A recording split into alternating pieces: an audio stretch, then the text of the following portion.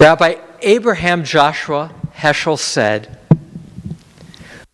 even more than text, even sacred text, we need text people.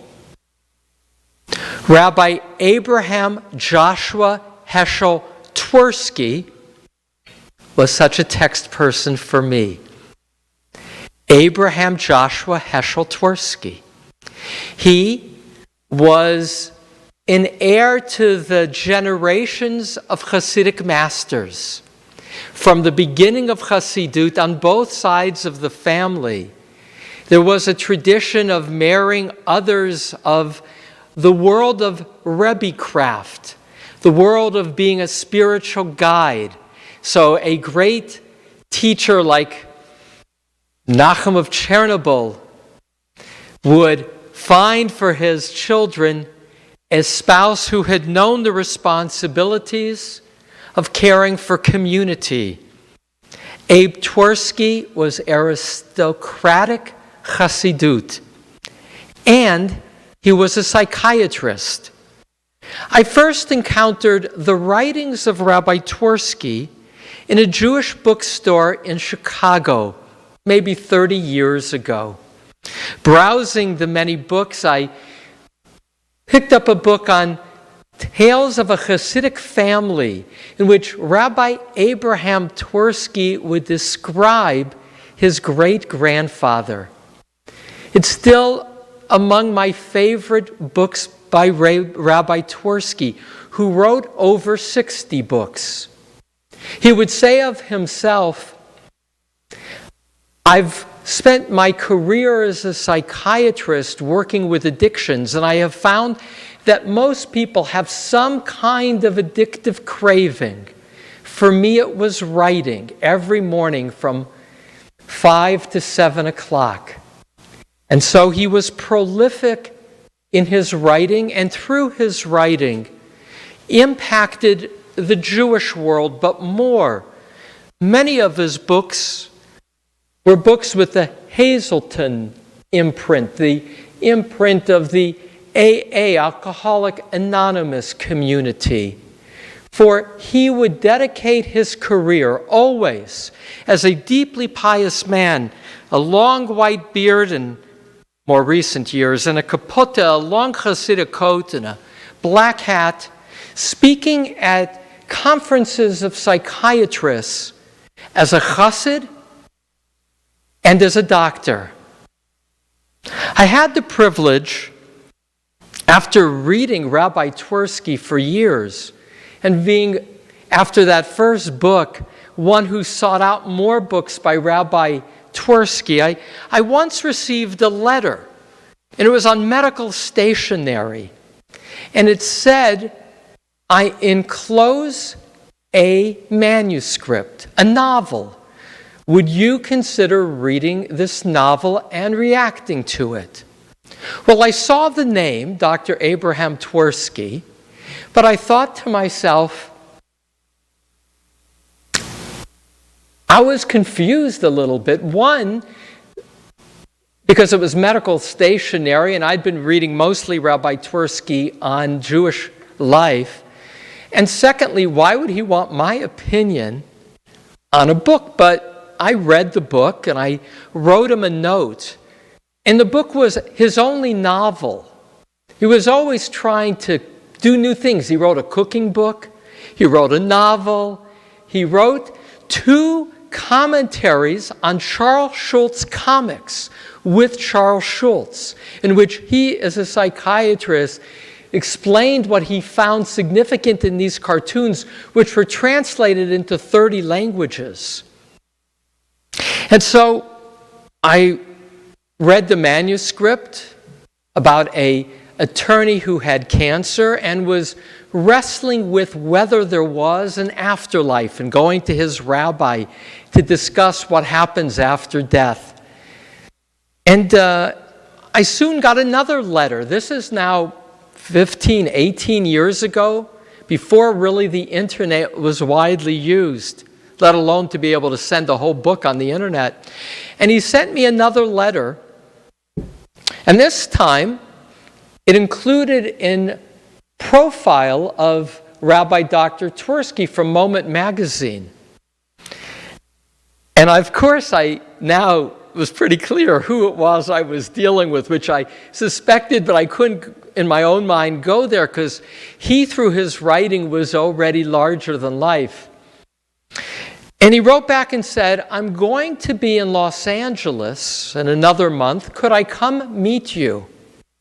And I thought to myself, I was just again confused. Why would he want to meet me? Of course, I wrote him back and I said, sure, but I thought it's not going to be really worth his time to spend a day with me. And I wrote him and I asked, could I have a public conversation with you to share him with the community? And he said yes, which meant I was going to be with him for a whole day. About just before 9 o'clock in the morning in Tustin, my doorbell rings. I open it up, I'm home alone, and there's Rabbi Twerski. His white beard, a long coat, a big black hat. I had gone to the store, to O.C. Kosher, and I knew, he was a Hasidic rabbi, that I would want to give him breakfast. So everything I had sealed. I had kosher cheeses, paper plates, plastic forks. I gave him breakfast.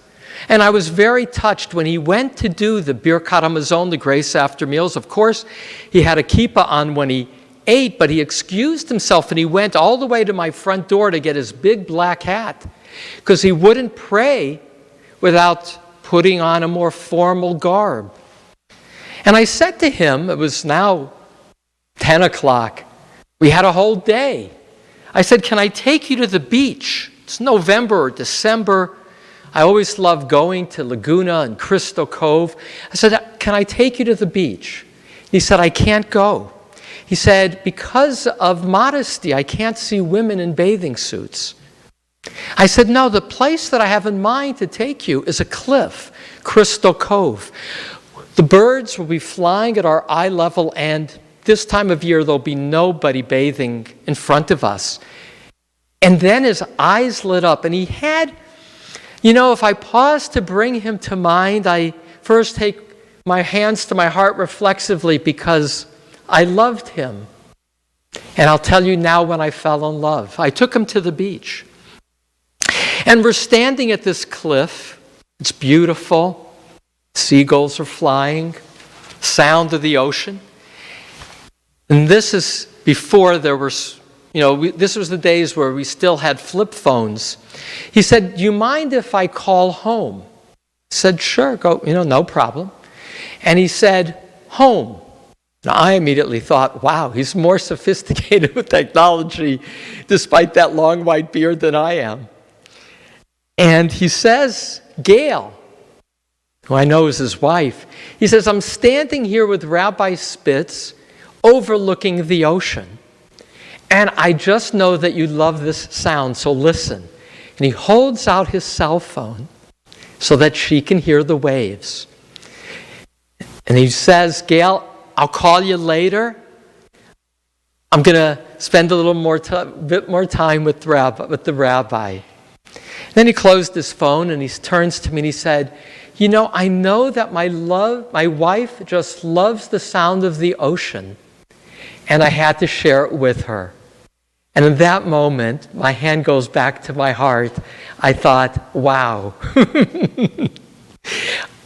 So the first thing I learned right off the bat, I'd only known him for 2 hours. I didn't learn, but at least I had a model of being a better husband. That he demonstrated a quality of private care, of sharing, of love. And from there, it would unfold. A relationship of my being with him and his wife, Gail, over these last 18 years. I said to my son, Joey, I was talking to him yesterday because I had the opportunity to introduce him to my children along the way. So a story. Joey was a freshman in college in New York. I went out for lunch with Rabbi Twerski. This is now fast forwarding about 7 or 8 years since I met Rabbi Twerski. And that week in the Jewish press in New York, there was a debate going on whether if you were Jewishly religious, you could drink the tap water because there were microscopic protozoa. And the question was the protozoa, were these animals, could you drink the water? And so I came into this restaurant with Joey and with Rabbi Twerski, who said to me, "Call me Abe. AA is such an important part of my life. And in AA, there are no titles." Which, frankly, is how he would also explain why I, as a conservative rabbi, he, as a Hasidic rabbi, it didn't matter. It was Abe and Elie. He related to people around him. Pause to consider this. Deeply, deeply religious. And dedicated his career to working with alcoholics, the lowest rung of society. And he would say of alcoholics that they are gems that simply need dusting off. And as he would say to me in response to a question on my part, the only way I could do my work was to see in each person the reflection of God's presence. He lived his life walking the walk, of being a Hasidic master who cared for all people as created in the image of God. And so we're in this restaurant, and you know it's an Orthodox restaurant, it's kosher, and people know who he is in the religious world. He's a major writer. He's a psychiatrist who is often quoted, who would speak, for instance, you know, when the Chabad rabbis have their kinnis, their major gathering, who do they get to speak? To the thousands, but Rabbi Twerski, who no less is related to Shneur Zalman of Liadi, the founder of Hasidism, because he is aristocracy, but more.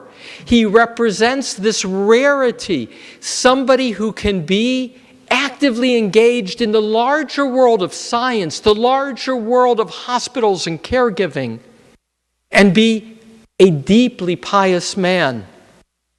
And so we're sitting in the restaurant, and the waiter comes over. People are looking. You know, it's like a celebrity. And the waiter takes the order. And then with a voice loud enough for everyone to hear, Rabbi Twerski says to the waiter, "And bring me a glass of water. Get it from the sink, from the tap for me." And then he turned to Joey and me and he said, "If it was good enough for my grandfather, it's good enough for me. If you need a microscope to see it, that's not the test of whether it's kosher." Now that quality of saying, you know, as a deeply pious man, don't get crazy about the details, had another dimension.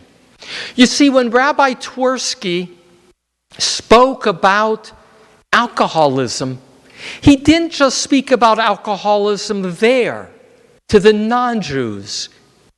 He spoke about it as a hidden secret among the religious Jews too. For all people and percentages have a propensity to the disease of alcoholism. And he said to the religious community, this needs to be public. We need to embrace people who have the problem of addiction and not to treat it as it's not there, but more. And this is the courage of Rabbi Twerski. Somebody close to him was in an abusive relationship in the ultra-Orthodox community. And he wrote a book about how domestic violence exists in the ultra-Orthodox community and how a light needs to be shined on it. And when that book got published, and he went to speak in the ultra-Orthodox communities, he needed a bodyguard. For more than 2 years, he couldn't speak publicly without a bodyguard. His life had been threatened by those who said, "You are shaming our community. How dare you shine that light and make us look like wife beaters?" And he said, "I'm not saying that everybody is a wife beater, but I am saying that it exists and that it needs to be owned." He was the first in the obituaries, so I have read, who addressed this issue publicly in the community, frontally and courageously. And now I feel welling up as a rabbi, because what I learned from him as a rabbi is when people say to you, "Rabbi," and you give your sermons, don't upset anybody. Be nice. Don't talk about climate change. You know, it's politically divisive. Don't talk about masks. It's politically divisive. What Rabbi Twerski taught is that Jewish values, that living the image of God is to see the image of God in every person. That the image of God is to have the courage to speak about godly values of health, of domestic safety, and of embracing those who are ill and not saying, "Don't talk about it," but be nice. Because to be nice in a godly way is to be honest. To be nice in a godly way is to have a twinkle in one's eyes, as Rabbi Twerski did. A twinkle that comes with living life transparently and more, deeply grounded in the flow of Torah as a calling to kindness and justice. And so Rabbi Twerski taught me to be a better husband, and Rabbi Twerski taught me to be a better rabbi, to speak of Jewish values that enable community to be closer to God. The last thing, there is so much I could say, is that he taught me to sing. A sweet memory. Sweet memory. So many are my privileges in this life. I would go in recent years, about 12 years ago, Rabbi Twerski moved to Jerusalem. His wife, Gail, said that when she wakes up in the morning in Jerusalem, she just feels happy. And although Rabbi Twerski would be not only a great-grandfather, he would be a great-great-grandfather by the age of 90 when he passed this week on Sunday. He loved his wife, and they moved to Jerusalem. And when I was in Jerusalem, like on my last sabbatical, I would go regularly to visit him. What a privilege, one-on-one time, just to be with him. He had a great sense of humor and that twinkle, and he would teach because the way he lived his life was to tell stories. But the stories, his Hasidic mises, always had a moral message. And so on one of these occasions, because here too I felt the need to share him, I have in Jerusalem some friends who were deeply involved with Rabbi Shlomo Carlebach. One of them, my beloved teacher and friend, Rabbi Joe Schoenwald, created the Carlebach Community Society. He's a philanthropist, collected stories by rabbis about him, and did at least 2 CDs after Rabbi Carlebach died, reconfiguring his songs. And so I brought Joe and his beloved wife Rolinda and my friend Micha Odenheimer to be with Rabbi Twerski, with Abe and his wife Gail, also a therapist, and we sang. And among the things that we sang were Carlebach songs, which Rabbi Twerski loved. But next to Rabbi Twerski, in his dining room in Jerusalem, was a piano. And he said, in my family, creating music and singing is so central to us as how we live our lives and worship God. And I knew this story, that when his younger brother got married in 1960, so that's 60 years ago, Rabbi Twerski, while he was praying, Hoshia et Amecha, had a melody come to him. And when he went to the wedding, in honor of the bride and groom, he sang, Hoshia et Amecha, uvarech et nachlatecha. And as I sat with Rabbi Twerski, I showed him on my phone that the previous week had been Lag BaOmer, and with Micha Odenheimer, with whom we were sharing this visit, I had gone to the celebration at night in which 150,000, 200,000 people gather on the yurt site of Rabbi Shimon Bar Yochai, who tradition said is the author of the Zohar, and that when he died, he emerged in light and said to his followers, do not see this, my day of death, as a day of sadness, but as a day of rejoicing. For I have had a fullness of years, and my soul is alighting to be with God. And so it became custom from the Jewish mystical tradition of the 16th century on to take that story of Rabbi Shimon Bar Yochai of the 2nd century of Israel and to make it a day of celebration. And as I was there in the area of 2 football fields, men were dancing arm in arm, and they were singing, Hoshia et Amecha. And I videotaped them. And I was sitting in the dining room, and I said to Rabbi Twerski, I said, watch this. And I knew that of all those tens of thousands of singers, none of them knew that the melody had come through him. He said to me in one of our visits, he said, when I die, I want them to sing Hoshia et Amecha. I've written many melodies, but of the many books I've written, all the books I've written are borrowed ideas. I take an idea from here, idea from there, I write a book. But Hoshia et Amecha and the other songs, that's a gift that I received, that's authentically mine. It flowed through me.